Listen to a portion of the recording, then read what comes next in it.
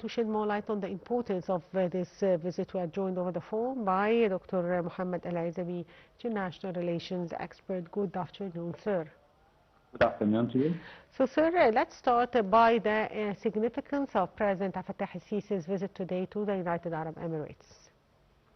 Well, we can say that this highly symbolic visit conducted by His Excellency President Abdel Fattah el-Sisi to United Arab Emirates reflects a deeper strategic alignment between Cairo and Abu Dhabi at the moment of severe regional instability.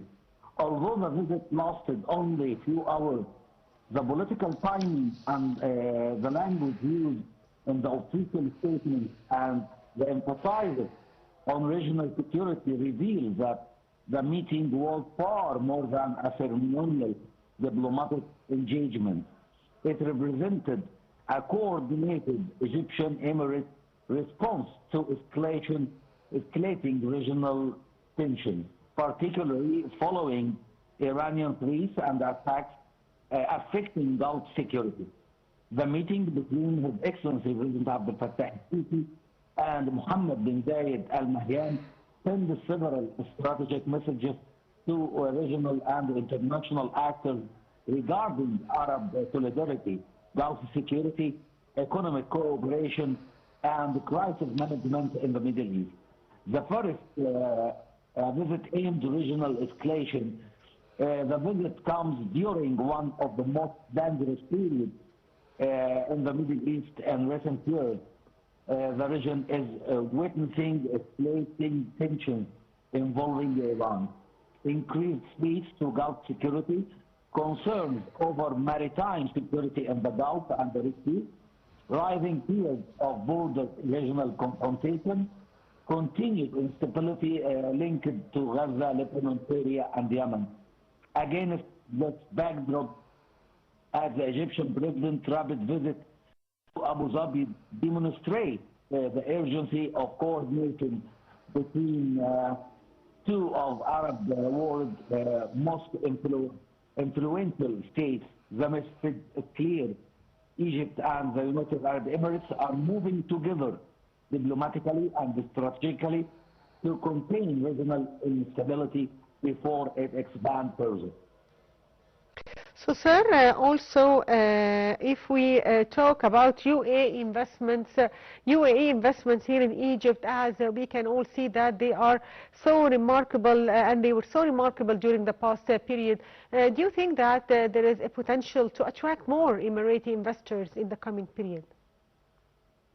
Well, we can say that many things, many cooperation and many projects, Emirates projects in Egypt, and we can say that over the past decade, Egypt and the United Arab Emirates have built one of the strongest strategic alliances in the Arab world, not only political, but security coordination, intelligence coordination, economic integration, joint regional diplomacy. The alliance has played major roles in counter-terrorism efforts, regional mediation, stabilization initiative, economic development projects. So, after many projects, especially the huge projects from Emirates in Egypt, which make the Egyptian economy crave to a high level and help the Egyptian economy to continue with although of the escalation in the region and everything which happened in the region. So many ways of cooperation between Egypt and the United Emirates in many fields. Yes, sir. Also, the President said that the recent Iranian attacks on the UAE is a flagrant violation of the international law and a dangerous escalation which poses a direct threat to the security and stability of the entire region. How do you see the repercussions of these attacks? Well, we can say that the Egyptian statement strongly condemns Iranian attacks against the United Arab Emirates sovereignty This is important because Egypt traditionally adopted cautious diplomatic language regarding regional confrontation. However, the statement this time was unusually direct, have many key implications, include a defense of state sovereignty, which Egypt is emphasizing that attacks against sovereign state violate international law and free regional order. Also, Cairo fears that further escalation between Iran and the Gulf states could disrupt energy supplies, damage global trade routes, increase military tension across the Middle East, trigger economic shocks affecting developing economic, including Egypt. Despite condemning Iranian actions, Egypt simultaneously called for dialogue, diplomacy, political solutions. This reflects Cairo's preference for de-escalation rather than military confrontation. Egypt appears to be positioning itself as a stabilizing regional actor, as a supporter of Gulf allies, a diplomatic bridge seeking to avoid a scale war. Yes, so Dr. Ezaby, also the two leaders emphasized on the role of the importance of using diplomatic paths to solve this crisis. How do you see the future of diplomatic negotiations, and to what extent it is expected to succeed in the coming period?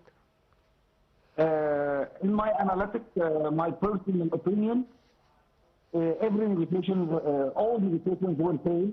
Iran will not accept the American conditions, and we are waiting till after Donald Trump finishes his visit to China.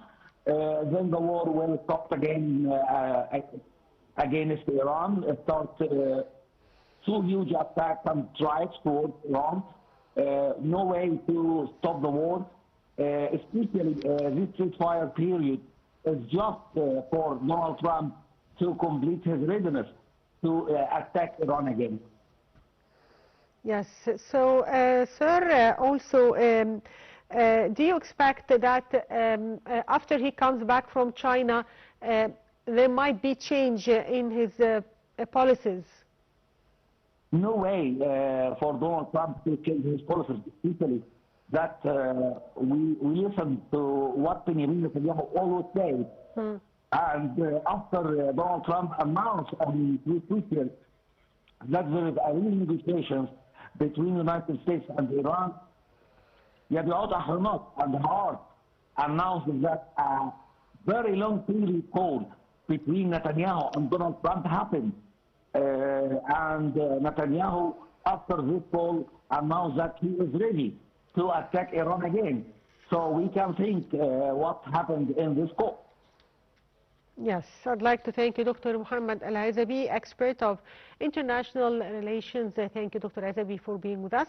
And the viewers should break and we'll be back, so stay tuned.